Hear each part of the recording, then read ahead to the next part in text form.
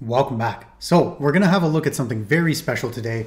I want to have a look at a creator called Nella. You've all probably heard of him before, but I've actually never seen one of his videos ever.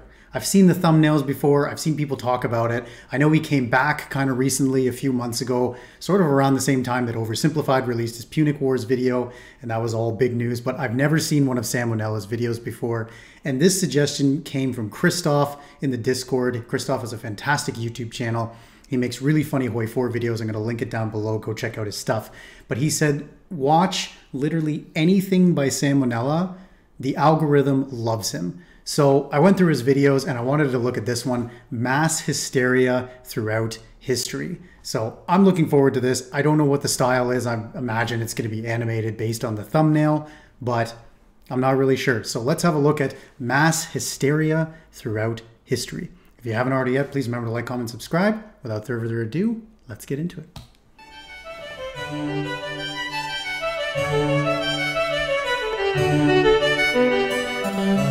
Hey kids, if you've ever been Black Friday shopping or visited the Diablo subreddit recently, chances are you've encountered mass hysteria at some point. Mass hysteria is known medically as mass psychogenic illness, or MPI for short. It's basically just when a bunch of people start acting a fool for no discernible reason other than maybe a stressful environment. Being that this sort of thing is naturally very noticeable, there's loads of documented cases found all throughout history. Let's take a look at a few. This first one is what made me make this video in the first place. So one day sometime in the Middle Ages, a group of nuns in a French convent were enjoying a quiet, uneventful day, until one of them decided to start meowing.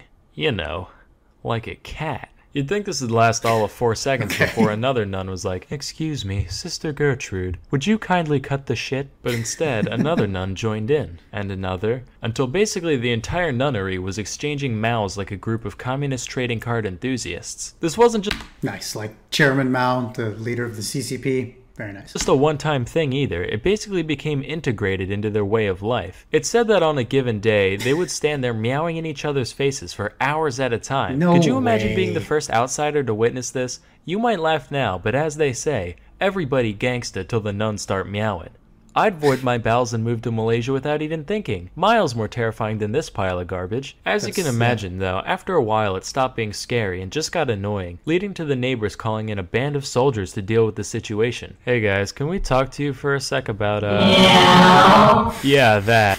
Oh god. All due respect, but we have orders to literally beat the hell out of you with whips till you start acting like people again. Sorry sir, it's just force of habit. Haha, habit. Seriously though, we would rather go to hell for throttling a gaggle of nuns than put up with another minute of your bullshit, caprese. Our next event took place in the...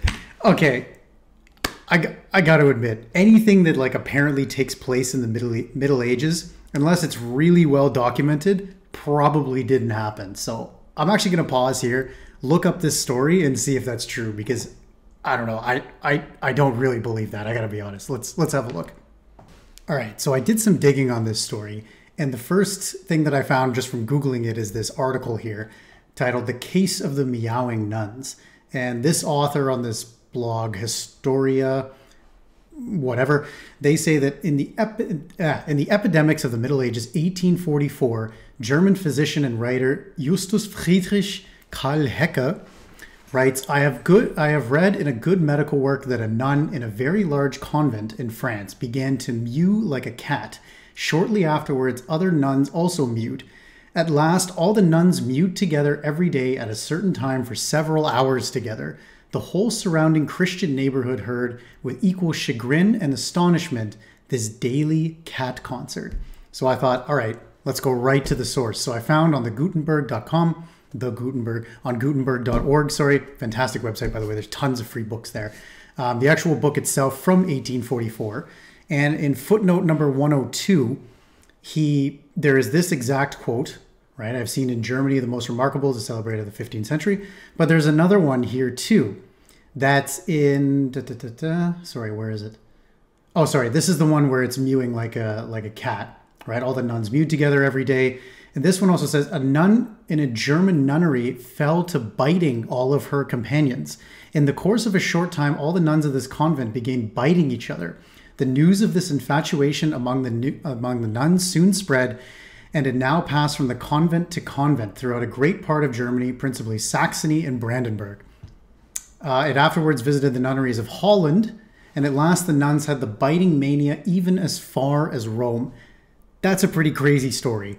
And this is apparently from Zimmerman on Solitude, Volume 2 from 1784.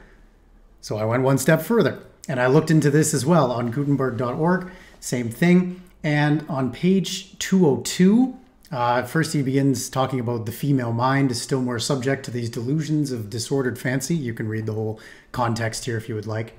But here's the same thing. A French medical writer of great merit, unnamed, and undoubted veracity, no name, relates that in a convent of nuns where the sisterhood was unusually numerous, one of these secluded fair ones was seized with a strange impulse to mew like a cat, that several other nuns, etc. So that's as far as I got for the trail. He doesn't have, I mean, this was also written in, the 1700s, so he doesn't have any sources for this. What do you think? Could this be real? Could this not be real? Let me know what you think in the comment section below. Let's get back into it. The next event took place in the parish of Fatima, Portugal in the year 1917. Yeah. It all started with 3 shepherd children, ages 10, 9, and 7 respectively. They were like, "Greetings, fellow Portugueseites.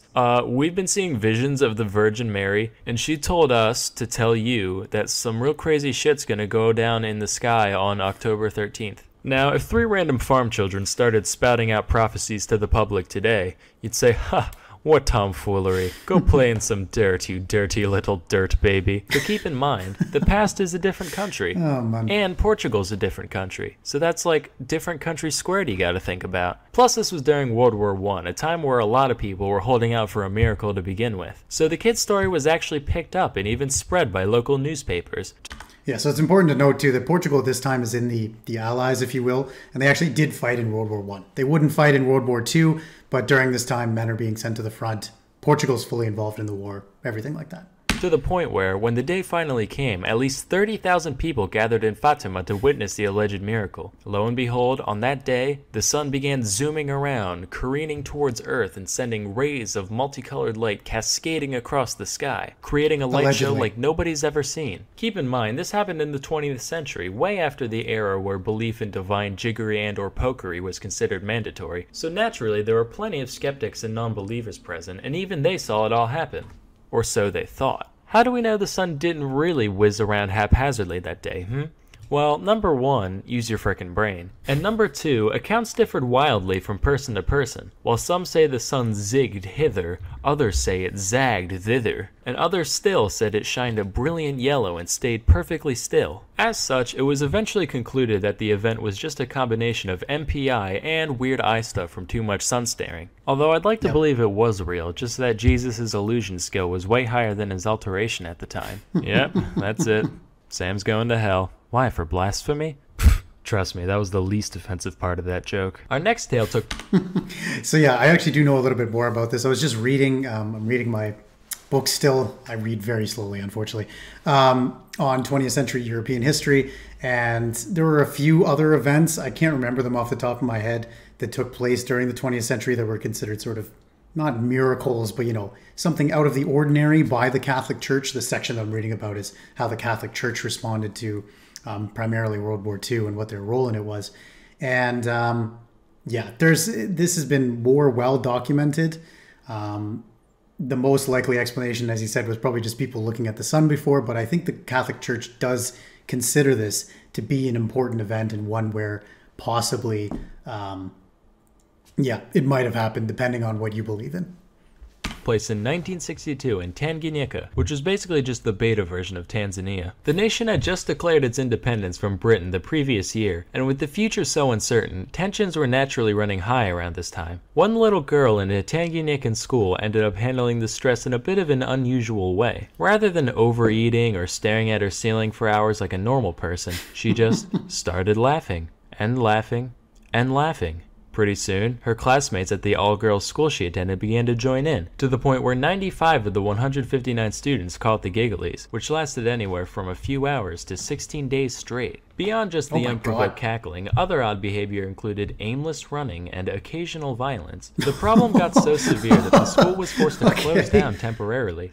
I mean, one of these things is not like the other, running around and occasional violence. Leading to the chortlers roaming the streets, spreading the affliction further. Thousands of people from all strata came to be affected, with 13 additional schools being shut down in the progress. Over the course of the hysteria, several other symptoms began to present themselves as well, ranging from obvious ones such as breathing problems, fainting, random screaming, to more anomalous things like rashes. Despite all this, no physical cause could be found, leaving MPI as the only explanation. The epidemic finally died down after between 6 and 18 months of day in, day out laughter, depending on the village. Months? While this whole thing likely sucked for most people involved, it probably could have been worse. A lot of the time when I'm alone, I'll think to myself, man, if I ever go full schizo, I hope I'm one of the laughy ones, not one of the screamy ones.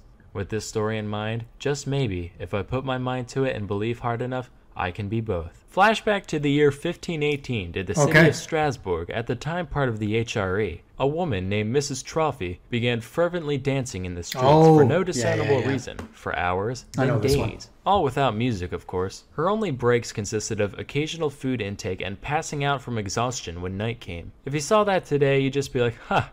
Drugs. But apparently people found it pretty inspiring, because within a week, 34 others had joined in, and after a month, there were around 400. This wasn't this is just your average day in Berlin. Your casual bobbing up and down neither. This shit made Zumba look like Tai Chi. Here's the best modern day simulation I could find.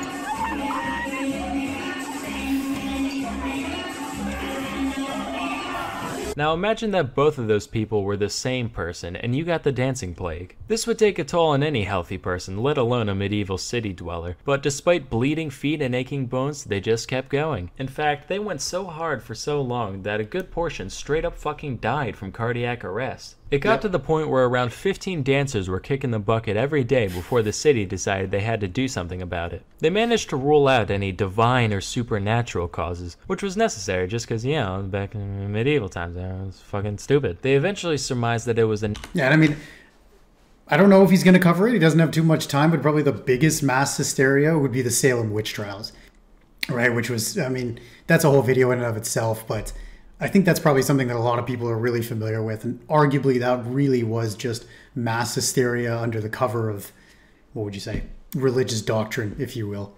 Natural disease caused by too much hot blood, as per that whole For Humors thing that was popular at the time. As for a cure, their prescription was, get this, more dancing. I can see where they were coming from. It's pretty sound logic. If you got a song stuck in your head, you play it till you're sick of it, same kind of thing. But here's where they goofed. The authorities actually went out of their way to facilitate the dancing, setting up a big stage area and even hiring musicians to keep the afflicted moving. All this achieved was attracting more passerby who were like, man, mass psychogenic illness looks frickin' epic, let's get in on that, causing the contagion to become even more widespread. Seeing that their solution backfired, the city then went the other way and completely banned any public dancing. This was the first techno rave of all time, just so you know. Those who still showed signs of the mania were subsequently carted off to the Shrine of St. Vitus, where an exorcism-like ritual was performed on them. This ended up being highly effective, presumably for no other reason than that the dancers believed it would work, and after nearly 2 months, the plague was quelled. While this whole thing was most likely a case of good old-fashioned MPI, some historians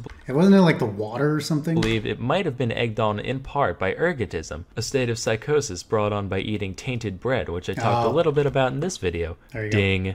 And hey, while I'm shilling for my channel, I might as well give a shout out to another as well. Today's video was sponsored by Cheddar, a network focused on producing fascinating content covering topics like technology, products, businesses, and the like through the lens of innovation. Here's one about desire paths, you know, like those lines of dead grass. Wait, like, I know this video came out like 4 or 5 years ago, but it used to be sponsored content for other YouTube channels?